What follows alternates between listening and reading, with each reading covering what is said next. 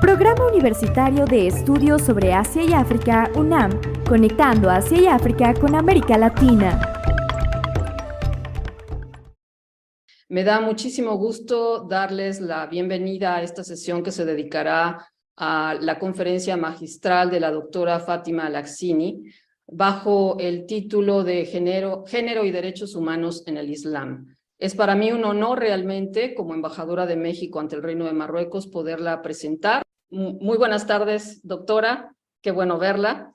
La doctora Lakhshini es profesora de español del Ministerio de Educación Nacional de Marruecos, doctoranda del Laboratorio de Investigación de Marruecos y el Mundo Ibero e Iberoamericano. Doctora Lakhshini, tiene usted la palabra. Muchísimas gracias, Excelencia.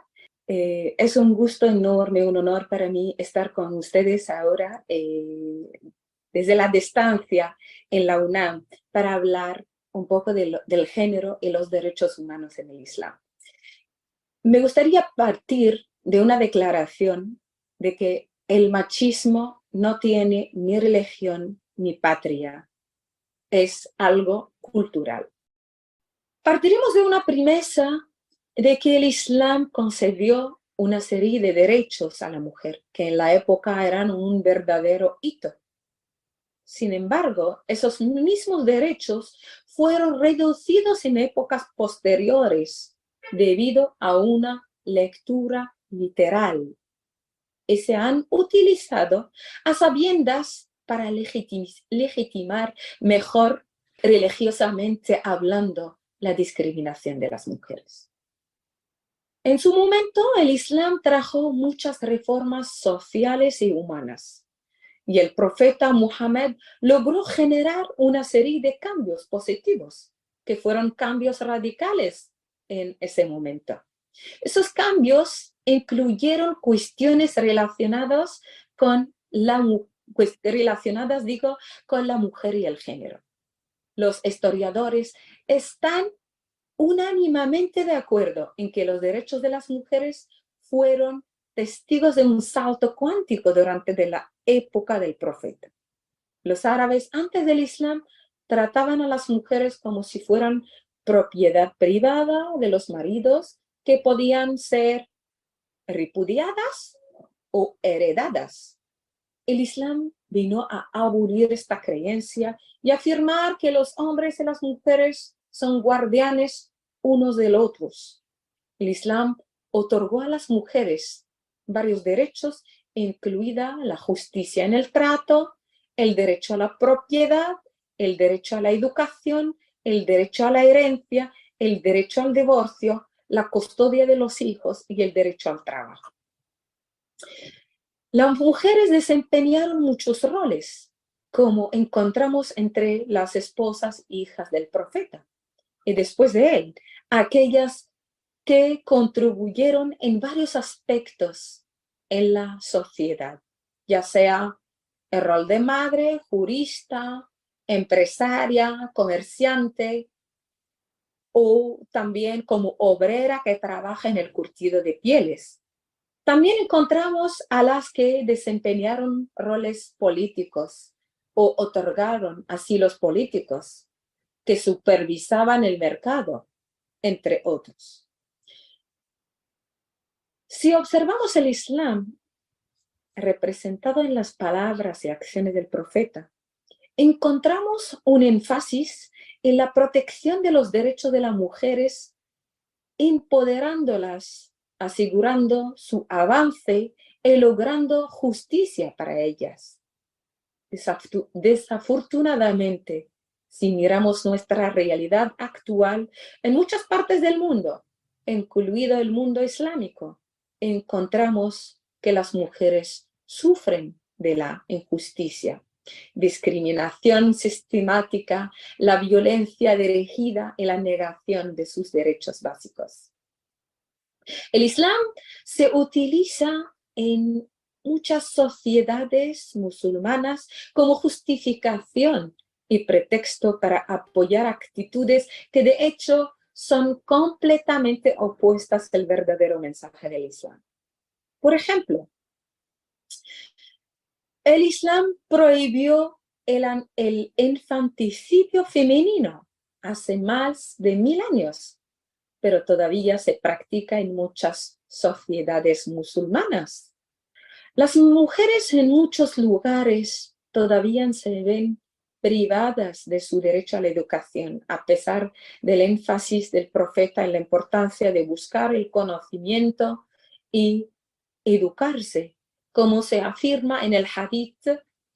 El hadith o los hadiths reúnen los hechos y los dichos del profeta que explican en parte el Corán y lo complementan. Buscar el conocimiento es obligatorio para todos los musulmanes, hombres y mujeres. Entre los derechos reconocidos a la mujer, el derecho al trabajo. El trabajo como fenómeno de la vida social a través del cual una persona gana su sustento y establece los cimientos de su vida en cooperación con otros seres sociales y que permite salvaguardar la dignidad de una persona al confiar en sí misma y al buscar su sustento. El Islam reconoce a la maternidad como primer oficio ejercido por la mujer, igual que la preservación de la familia, al preparar las condiciones de vida para el marido y los hijos. También el derecho de las mujeres al voto y a ejercer la política están también garantizadas por el Islam. Recordemos aquí una sura, una ley que dice: Ya ayyuhan nabi, idha ja'aka al-mu'minatu yubayi'naka. Traducción: un profeta, cuando las creyentes vengan a ti para jurarte fidelidad, acéptales el juramento. Esto significa elección, expresar una opinión sobre el gobernante votando por él, superando su favor, hecho que se ha realizado años atrás, en la época del profeta del Islam. Otro derecho reconocido de las mujeres es el derecho de la mujer a casarse y a elegir su pareja. En el hadith del profeta: La tunkahu at-tayyib hatta tusta'mar wa la tunkahu al-bikru hatta tusta'dhan wa idnuha as-sumut. Traducción: la mujer soltera no se casará hasta que se le consulte, ni la virgen hasta que se le pida permiso. De hecho, la mujer, desde la óptica islámica, no desde la práctica, desde la teoría, tiene el derecho a elegir su compañero de vida, igual que tiene el derecho de separarse de él si no le gusta la relación.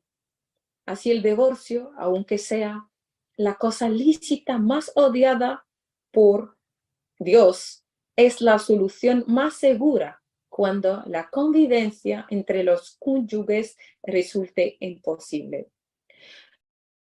Muchos de los principales problemas en este sentido tienen su origen en una cuestión básica, que es la condición de la mujer.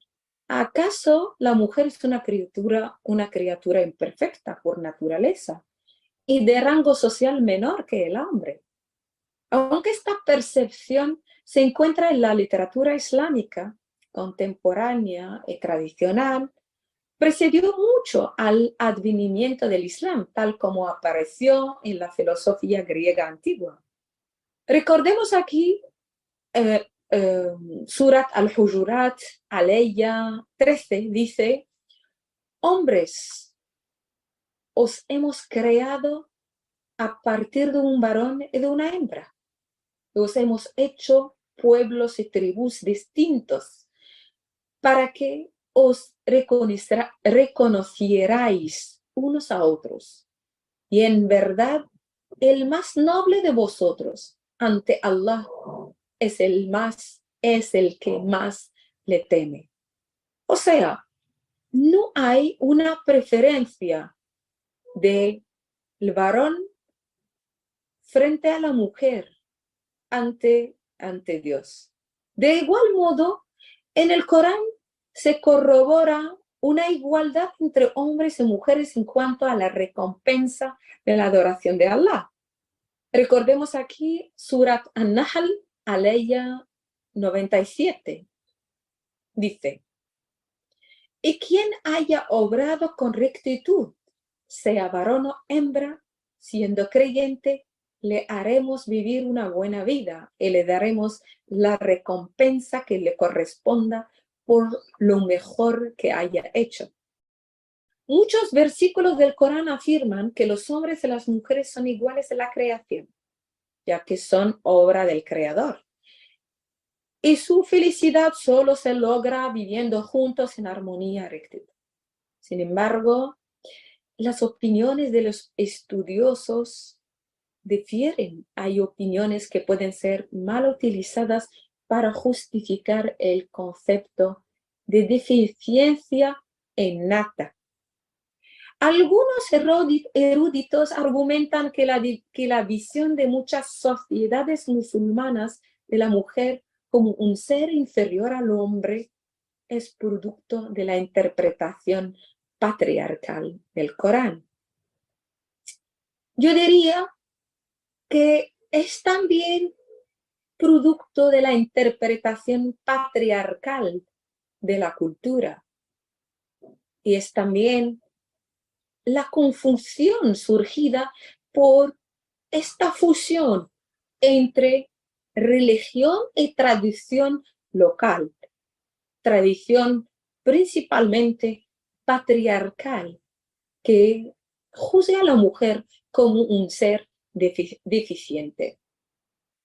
Las instituciones sociales discriminatorias, normas y prácticas sociales y leyes formales e informales, sobre todo en los países islámicos, han cobrado gran importancia como un marco analítico útil para identificar las causas de la discriminación y la desigualdad de género y sus resultados generales de desarrollo.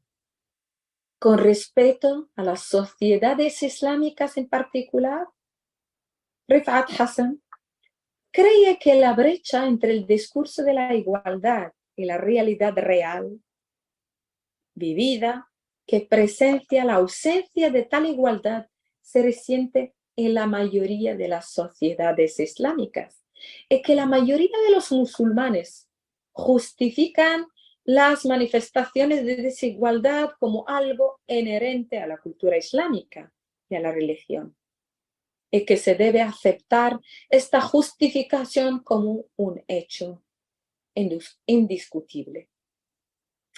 Desafortunadamente, parece que el espíritu de reforma difundido por el profeta Muhammad se ha detenido e incluso ha recaído en muchos casos y en muchos países.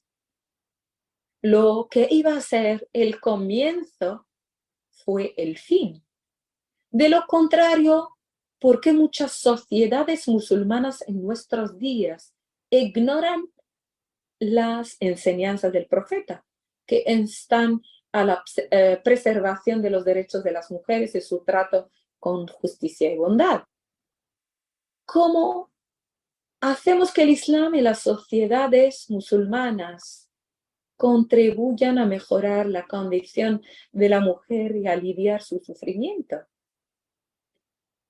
¿Qué podemos hacer siguiendo el ejemplo del profeta para mejorar las condiciones de las mujeres en nuestra sociedad actual, en la mayoría de los países islámicos, con culturas y tradiciones totalmente diferentes y con un modo de leer e interpretar la religión de modo diferente?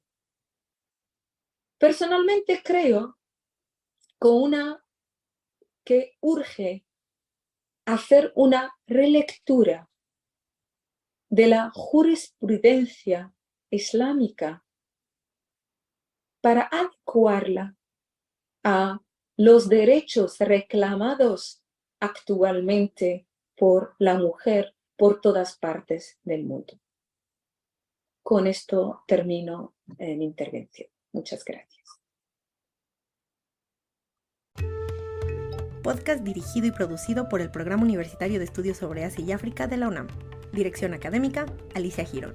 Dirección ejecutiva y técnica, José Luis Maya. Producción técnica, Gabriela Gallegos. Las opiniones expresadas por los autores no necesariamente reflejan la postura de este podcast.